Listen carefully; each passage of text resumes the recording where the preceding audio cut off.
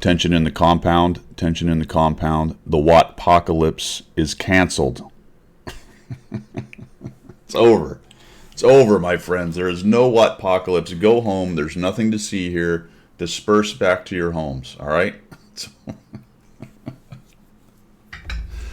Oh, man. Can we just go back to playing the game? Can we cancel the hysteria and the histrionics? Histrionics? The spasticness. Can you say spastic now? I don't think you can say that anymore. I don't know. I'm old. I'm going to say it anyway. Well, fellas, as you may know, the Wattpocalypse has been canceled, kind of. A few of the things that were coming up in terms of Watt Plus with moving equipment, and for the big one, which was the crew rework, crew 2.5, now I'm assuming 3.7 or perhaps 2.69. I don't know what it's going to be next, to be honest. Those have been canceled-ish. Let's talk about it. Let's talk about it. First thing we're going to do is let's go through what was actually supposed to happen and see where the controversy was. All right, let's check this out. So we go way back to update 1.20.1. Ostensibly, the random events was not that big of a deal. There were some complaints about it. We'll see. This is a test kind of idea, so it's not imminent, so I don't think it really caught as much flack. The reworked crew perk system was probably one of the big ones, along with the Watt Plus. We'll get to what they're doing with that, because they are going to put some nice quality of life stuff in there anyway, which was included with it. But the general big rework has been paused, canceled, will be changed, TBD, unknown. The Japanese tank destroyers are still coming as far as I can tell. I suppose those are not controversial. Onslaught is delayed, at least. I don't know. But it was supposed to start probably this week, I believe. And it will not obviously start until the patch comes. Watt Plus. Now, this is what Watt Plus was going to give you. The gold drip thing, which meant you had to play quite a bit, actually, if it has anything similar, even similar to the way you get your silver credit reserve stuff. It's quite a bit of gameplay. You're going to still be able, and I'm assuming this here, guys. I don't even know if Watt Plus is coming, but let's talk about what it was going to be. It was going to allow you to exclude a map.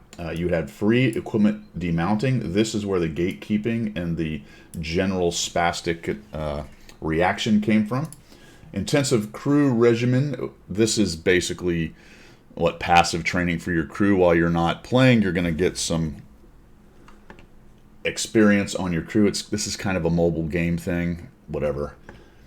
Exclusive rental vehicle. You know, this is TBD. In my opinion, this could be the worst thing of the bunch, to be quite honest, depending on how good this tank is. Oh, by the way, what is the real problem we have? Balance the tanks, right? Can we be honest? This is the problem we have. Anyway, let's move on. Battle Pass collection, that's the extra coins we can get.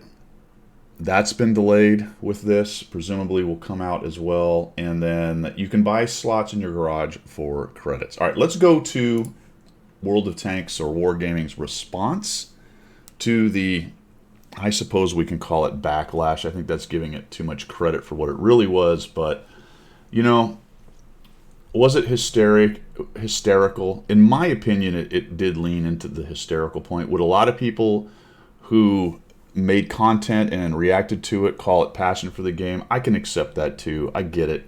Here I am making a video on the game itself. I like the game. I like to make the content. I make a little money on the side. Let's be honest. You know, I have a vested interest in everything here as well, although not as significant, let's put it that way, as some people do. And I'm not even mad about that. That's all good. It doesn't bother me at all.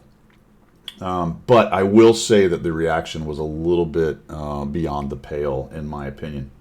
I will also say that Wargaming brings a lot of this stuff on themselves with poorly thought out decisions. That's my opinion on it, coming from Guido down here in the lower part of the trenches. All right, but let's talk about what Wargaming said in this response to it.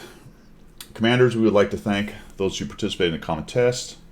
Your involvement has been instrumental, outstanding in shaping the game's future. I do like that. I have to admit, the fact that they listened to some feedback is nice. It is unfortunate that it has to get so exercised before anything's done. This has happened a couple times in the past where the outcry is so huge they actually, I think, felt like they had to react. That's disappointing to some extent, that's really what it takes. But isn't that just what life is? I think so. I think that's just kind of how it goes.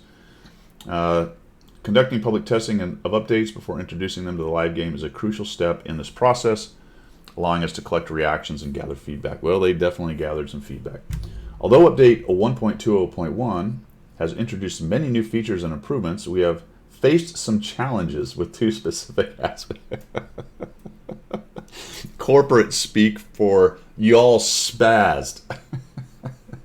Watt Plus will require some additional minor adjustments. Okay, here's what's unknown. What are those additional minor adjustments? We do know that they've changed the free movement of equipment, but frankly, not as much as you might think. Watt Plus requires some additional minor adjustments. We don't know. While the crew system will undergo more extensive changes. All right, so this is the second attempt, guys. Maybe the third one, actually, but I think it's the second big attempt to make a change. I'm going to get to the Watt Plus thing in just a minute. Now, let's just keep going in line, because I do have a suggestion for World of Tanks, for Wargaming, on what to do with their crew system, which I've mentioned multiple times. And if I'm honest, they've actually kind of already done some of what I'm talking about, and it's been well received. We'll get to that in a minute. Ensuring these features meet our high standards, let's dive into how we plan to accomplish this. Well, this is some of the plan, but there's not a lot of the plan here. Watt Plus, let's talk about that first. Free demounting of improved equipment. Okay. The equipment type purchasable with bonds. One of the 4 kinds they have, 5 if you count field mods, was perceived as a bonus that would give subscribers an advantage. Okay, yes, you pay the money, then you could move your bond equipment, and you could put it on any tank you wanted. You could do it for free, which meant you didn't need a whole lot of equipment laying around. Let's get a couple things straight on that, though. For one thing, there isn't an analog for every piece of equipment in the bond category. CVS is just one example of those. So there are some builds that don't require bond equipment to be the best build. There are also builds for competitive and builds for randoms. So there's some tanks you would never even play in competitive, which would have different builds that might use bond equipment that would normally be used. So there's a lot of moving parts in that whole assumption that it immediately gave you some kind of advantage.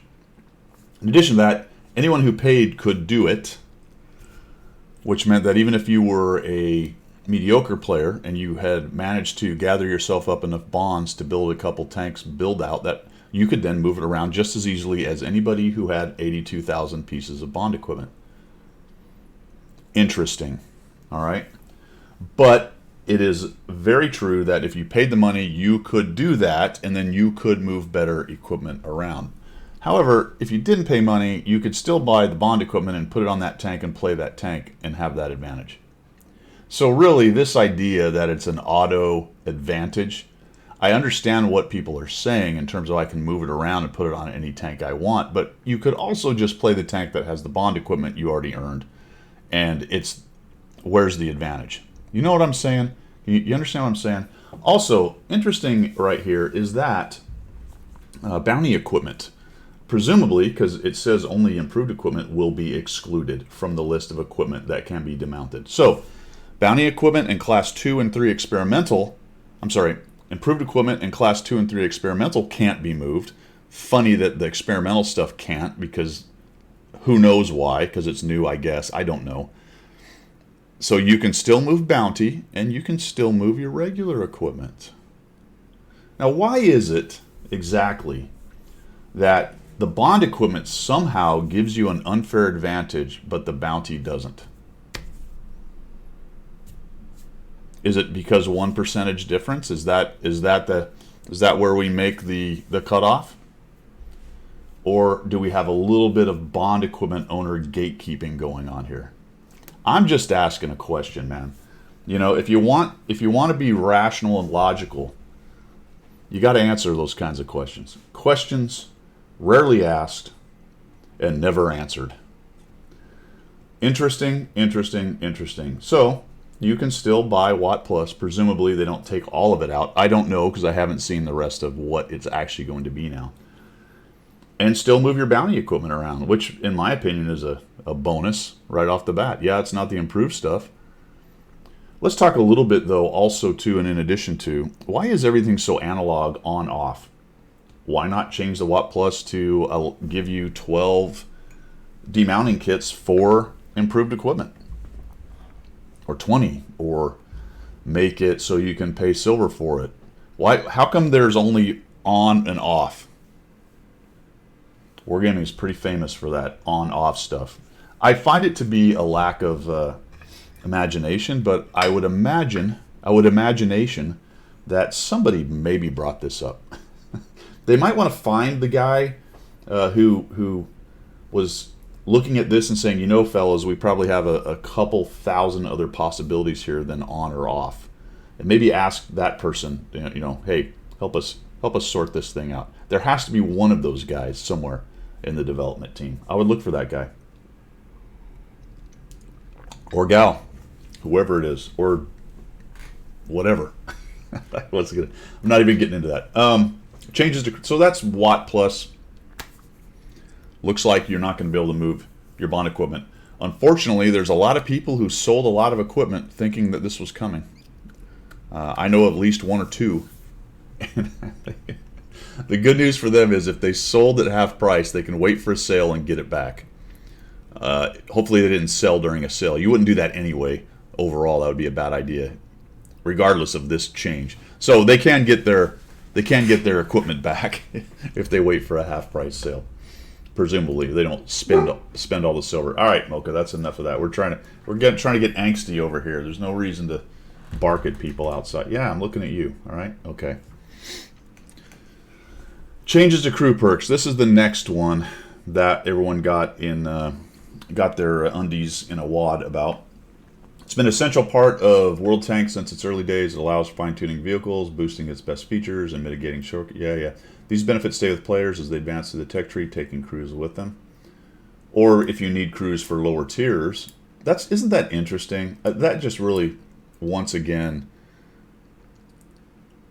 solidifies in my mind this idea they have that you push to 10 and 10 is endgame. You know what I'm saying? But anyway, that's a small quibble right there. New perks and adjusting existing ones were meant to add more flexibility. All right, fair enough. And diversity to the crew perk selection and make it more useful. All right. This is, in principle, a good idea. It is, in practice, in computer gaming, rarely true.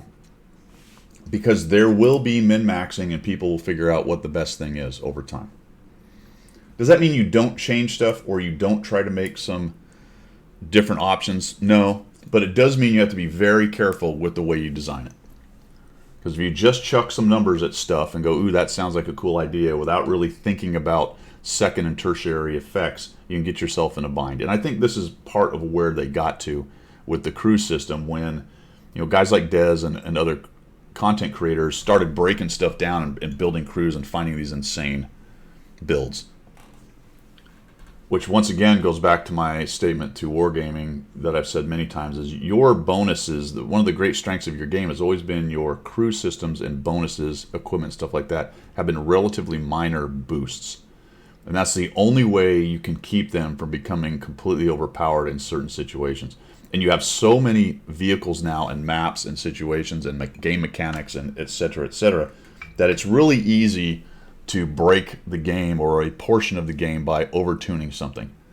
Because I just said you have to think of secondary and tertiary effects. It's nigh on impossible at this point in this game to know all of those right off the bat. No one person can really, I think, figure that out. So you have to keep, in order to mitigate that kind of idea in design, you have to keep the game bonuses and negatives, positives, etc. small, relatively. But that's not very fun, right? If you look at it and go, well, I have a piece of equipment that gives me 1% bonus, and then this equipment's a 2, and this one's a 4. That's not sexy, right? So you get this idea where you want to get this big sexy bonus and people are going to spend money and play the game and do all that stuff. It's not easy. I'm sitting here, bashing on it a little bit, and the problem is there's not a great answer. But except that you have to just be very careful. Unfortunately, it didn't look like on some of these bonuses and thoughts on what they were doing with the skills were very careful or well thought out. Even with all of that background I just said of it being very difficult, it didn't look like there was a whole lot of thought put into some of those difficulties. That's just my opinion on what it looked like.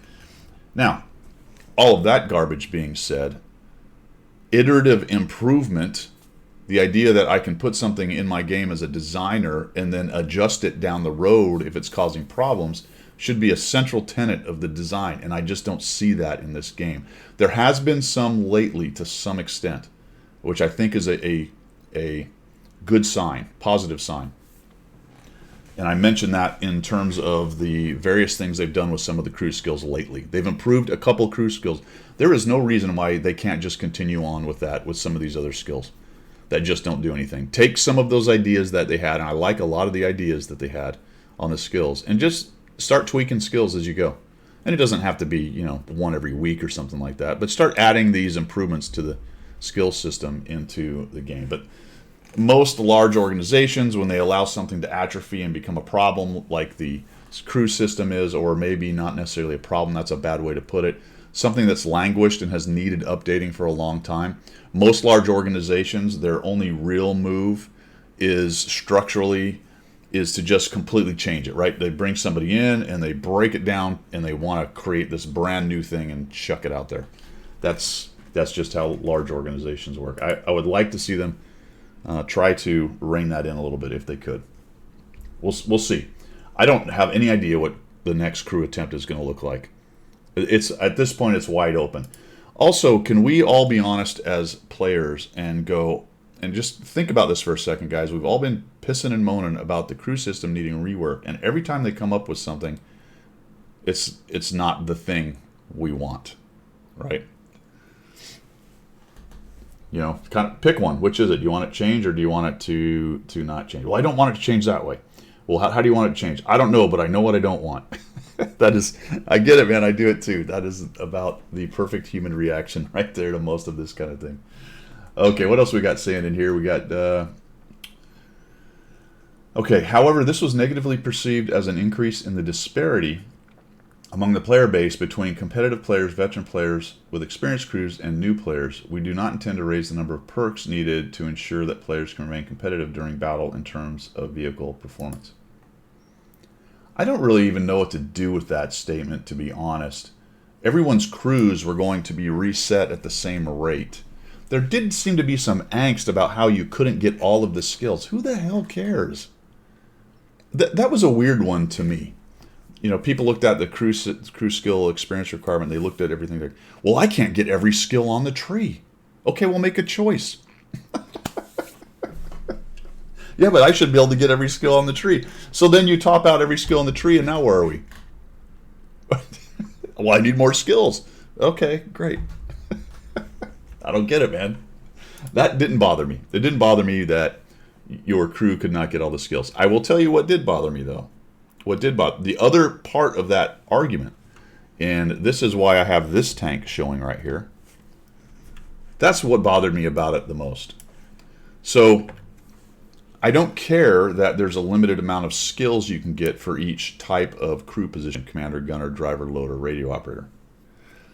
Say they each have 6, and you can get realistically 4 of those in terms of experience, right? And the exponential thing kind of is going to keep you from realistically, unless you can live for 3,000 years, from getting the other ones. Okay, whatever. Not that big a deal. Pick the 4 you like. Do your build. Figure it out. What did bother me, though, is the way it was done is when you start doubling up crew positions on one character. Now you are causing a significant issue. And it's bad enough as it is with the Mana Corsae. The commander is absolutely, pressured. And even this dude who's got two positions, right? So he's a driver gunner. And I've got a driver loader. And I've got a commander, radio operator, gunner in the commander. Now these guys are actually good. I got an 8 skill and a 7 skill, but I chucked For those of you that don't know this, when Chuck came out some years ago, I took 150 or 60,000 gold, or 40,000, 140, something like that, and I bought crew books. And by the time I ended up with all the silver I used to buy crew books and gold I used, did I buy crew books? How did I do with the gold? I don't remember. Oh, I think I bought silver actually with the gold to get crew books, however that worked. I did the math. I spent essentially $4,500 on Chuck, something in that area. Now this is all Wargaming's gold, and I had stacked up a lot of gold over several years of being a CC, and I was creating content. There's a video back there about it somewhere. But that's how I got to 8. So that was not from playing up to 8. That would take an extremely large amount of games to do it.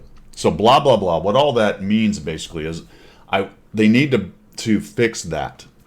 So I said I would have some suggestions.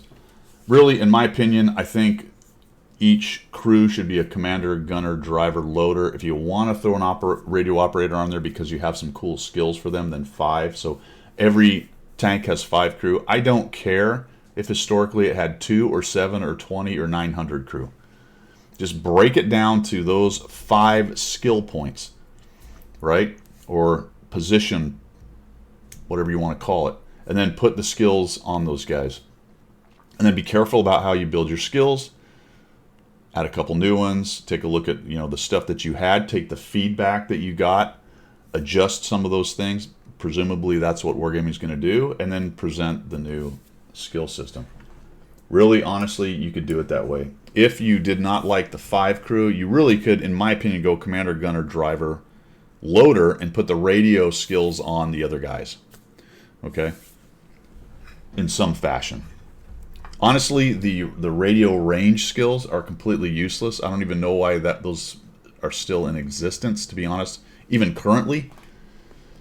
Unless you're going to significantly adjust radio range and communication effects in the game, which you haven't touched since the game began. My assumption on that is that it was going to be some kind of central game mechanic, 10, 15 years ago when the game was designed, 12, 13 years ago. But it just never really was filled out and just sort of languished over there. At low tiers, it can be a problem, but once you get to tier 5 or so, coverage is more or less all the maps. Some maps just don't matter anyway. That's my suggestion, anyway, on the crew perk stuff. As it says over here, you don't need the 30-day promotion. Obviously, we don't need retraining orders. That was another sticking point, and honestly, for the whole crew system, that was the biggest one for me that I didn't like, is that it was going to be kind of silly on trying to respec all of your crews. But they presumably had a plan for that, but they went ahead and went back on the whole crew perk thing anyway. So what are they going to do? What are we actually going to get? Well, I don't know the whole of it yet. This is the crew system stuff that is going to survive according to World of Tanks. So what does Watt Plus look like now? I don't know. Here's what we're going to get with the crew system, and it's a much smaller change, but some of this stuff is actually pretty good. Unifying perks and skills into perks. So they haven't backed off this. All right. Love this. Unifying perks and skills into perks that work from the start, because that's how skills used to work. All right, if that's confusing, isn't it, guys? All right, so everything is going to work from 1% to 100%, whatever they're going to call it. It looks like they've decided to call them perks, even though now they're going to work like skills. I love it. Absolutely love it. Even if only one crew member is trained in it. And that means, actually, Brothers in Arms, you don't have to have all 5 people for it to work. So you can actually you can take it wherever you want. That may change to some extent how crews are built, but Brothers in Arms is so good, you would pretty much want the whole crew trained in it. Removing experience penalties for injured crew members. All right, fair enough. I like that. Adding a battle interface for situational perks. Very cool. Thank you. Providing clear descriptions of perks and their effects. That is good. Checks in the mail on that one. There's a checkered past on those attempts. Presumably, this already exists in the game, but you see what we have, right? Displaying the effects of all perks in the vehicle characteristics widget. Fantastic. All right, there you go. I want to extend our appreciation for your continued support and valuable feedback. Yeah. Features, we believe the game will be more enjoyable, blah, blah, blah. Thank you for being an integral part. All right, cool. So they listened. The Wattpocalypse presumably has been canceled. This will still be a fairly significant update. The Japanese TDs will be cool. A couple other things going on. We get Onslaught. What exactly Watt Plus looks like is an open question. In addition to that, will the price change, or will they add something else into it? I will tell you that a significant number of people I talked to, the biggest reason they were going to do Watt Plus was moving the equipment. Nothing else in there, I think, is going to incentivize a significant amount of people to get Watt Plus. So it makes me say, Now, the devil's advocate side of me says, folks, you can still move bounty equipment for free with Watt Plus. I mean, it's not your improved equipment, but bounty equipment takes a, whatever it's called, the ticket, demounting kit, or I think silver, right? Should be, whatever it is. So it costs you something. You go Watt Plus, you can still move all your bounty equipment, and you can move all your regular equipment. That's not for nothing. I mean, there are people who, especially when they start playing the game, they don't have a lot of equipment, and you tend to buy equipment and leave it on your tank. When you do move it, you end up spending money, or you have to destroy it, which is even worse. Never do that. You buy Watt Plus, now I can just move equipment willy-nilly. I only need so much at that point. You could still sell a significant amount of your regular equipment by using Watt Plus right now, when the way it's set up. If the bounty thing survives in it, and I think based on what I read, that's what's going to happen. You get some bounty equipment, you get a little grouping or supply, I guess we'll call it, of regular equipment, and now you buy Watt Plus and you can just put it on whatever tank you're using at the time. You don't have to worry about this trying to put equipment on everything or spending a bunch of silver moving equipment around. Still an advantage. I'm a little bit fuzzy why it's only an advantage for improved equipment but not for bounty. I'm just asking the question, guys. Just asking the question. Crew system, we'll see what happens. I'm kind of very curious to see what they come up with next on the crew system. Because they're just I would not want to be the developer who's now in charge of uneffing this whole thing. I feel for that person. I wish them the best of luck out there. Oh man, the whole episode has been grand comedy as far as I'm concerned. I will say that I really feel like there was a significant amount of gatekeeping going on, especially in terms of the improved equipment thing. I go back to the fact that I don't believe it had to be analog on-off. I think you could still have something in Watt Plus that allowed you to move improved equipment around, but it didn't necessarily have to be completely free. Could be, like I said, 10 or 12 demounting kits for improved equipment a month or some such thing, just to save a little bit. Maybe even make the cost of bonds half, or maybe now you can move it in silver instead of bonds. I don't know, something like that. That isn't just every piece of equipment. And it is true that the secondary, tertiary effect of the free movement thing was going to be a lot of people selling equipment and flooding the economy with silver. That wasn't really thought of by Wargaming, or at least didn't seem to be. That was a little curious to me. It was the obvious move at that point, especially for established players with a lot of bounty equipment. And maybe part of the reason they changed that is they realized that was going to happen and maybe didn't think about it. I don't know. Love to be a fly on the wall and see if that was true, but that's all guesstimation. That's all I've got based on the Wattpocalypse guys here. I hope you guys have a fantastic day out there. I'm going to finish the rest of my coffee, probably play a few games, chill out.